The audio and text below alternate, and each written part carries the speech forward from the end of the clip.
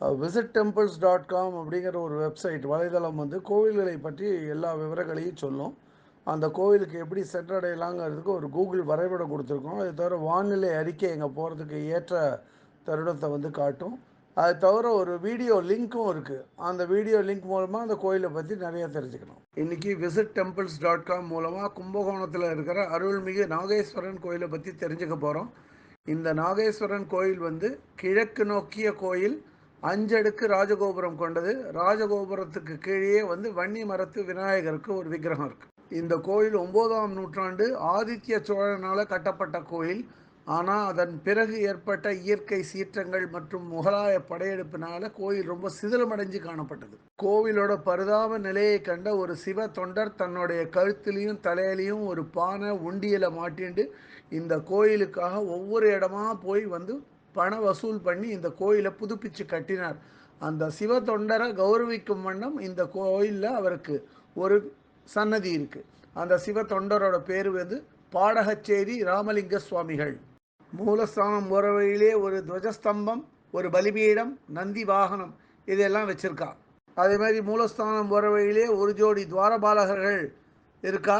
அதே மாதிரி ஒரு பக்கத்தில் பிள்ளையாரும் இன்னொரு பக்கத்தில் முருகனோட விக்கிரகங்களும் இருக்குது.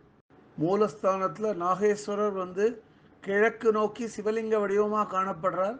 இவருக்கு நாகேஸ்வர சுவாமின்னு ஒரு பேர், ஸ்ரீ பாதாள பீஜநாதர்னு ஒரு பேர், ஸ்ரீ மடந்தை பாகர்னு ஒரு பேர், ஸ்ரீ வில்வநேசர்னு இன்னொரு பேரும் இருக்குது. மூலஸ்தானத்துக்கு பக்கத்திலே படவட்டை மாரியம்மனுக்கு தனியாக ஒரு சன்னதி இருக்குது. அதே மாதிரி மூலவர் சன்னதி பக்கத்திலே ராகு கேது நவகிரக சன்னதிகள் இருக்குது. கங்கை கொண்ட விநாயகருக்கு ஒரு சன்னதி, நால்வர் சன்னதி இதெல்லாம் அங்கேயே பக்கத்தில் பக்கத்தில் இருக்குது. இந்த கோயிலில் அம்பாளோட பேர் பிரகன்நாயகி அல்லது பெரிய நாயகி.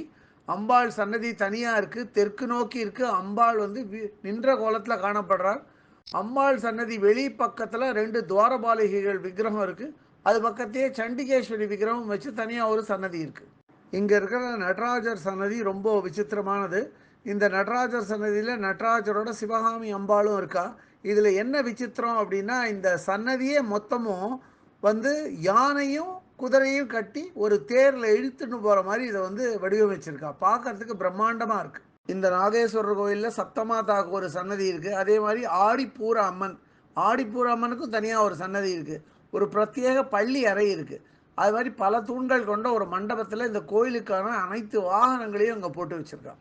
வெளிப்பிராகாரத்தை சுற்றின்னு வரும்போது அங்கே வலம்புரி விநாயகர், பிரளயகால ருத்ரர், தக்ஷாமூர்த்தி, சுப்பிரமணியர், ஆத்மலிங்கம், மகாலிங்கம், ஐயனார், கஜலட்சுமி, சரஸ்வதி, அர்த்தநாரீஸ்வரர், பிரம்மா, துர்கை, பகவர், தையல் நாயகி சமேத வைத்தீஸ்வரர், பைரவர், உச்சிஷ்ட கணபதி, சூரியன், சந்திரன், சோமஸ்கந்தர் இவாளோடு சேர்ந்து பிற லிங்கங்களும் அங்கே வச்சிருக்கா.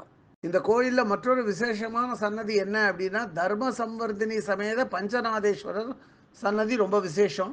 பக்கத்திலே ஜுர விநாயகர் இருக்கார். குழந்தைங்களுக்கு ஆற்றுல ஜுரம் வந்தால் இந்த விநாயகருக்கு வேண்டிட்டா போகிறோம், எல்லாம் தானே சரியாக போயிடும். குறிப்பிட்ட சில நாட்களில் மூலஸ்தானத்தில் இருக்கிற சிவலிங்கத்து மேலே சூரிய ஒளி படுறது ரொம்ப முக்கியமானது இந்த கோயிலில். அதை தவிர இந்த கோயிலில் மற்றொரு முக்கியமான விசேஷம் என்ன அப்படின்னா, மகாமக தீர்த்தவாரி. இந்த கோயிலுக்கு பிரத்யேகமாக ஒரு மடப்பள்ளி இருக்குது, அன்னதான கூடமும் இருக்குது. கோயில் உள்ளே கோயில் அலுவலகமும் செயல்படுறது. இது இந்த கோயிலோட ஸ்தல விருட்சம் வந்து வில்வ மரம். புஷ்கரணி பேர் வந்து மாமாங்க குளம். கும்பகோணத்தில் இருக்கிற முதன்மையான கோயில்களில் இந்த நாகேஸ்வர சுவாமி கோயிலும் ஒரு முக்கியமான ஒரு கோயில். இந்த கோயில் இது மட்டும் இல்லாத நாகதோஷ பரிகார ஸ்தலமாகவும் கருதப்படுறது.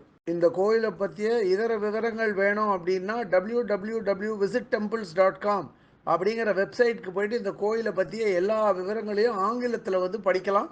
இல்லை பிற பாஷைகளில் வேணும்னா அதிலேயே மொழிபெயர்க்கிற வசதியும் இருக்குது. அப்படியே மொழிபெயர்த்து அவாவா பாஷைக்கு தகுந்த மாதிரி படிச்சுக்கலாம். அதை இதுவரை இந்த காணொலியை கண்டும் கேட்டும் மகிழ்ந்த பக்தர்களுக்கு visitTemples.com சார்பாக ராகவாச்சாரியின் நன்றிகள்.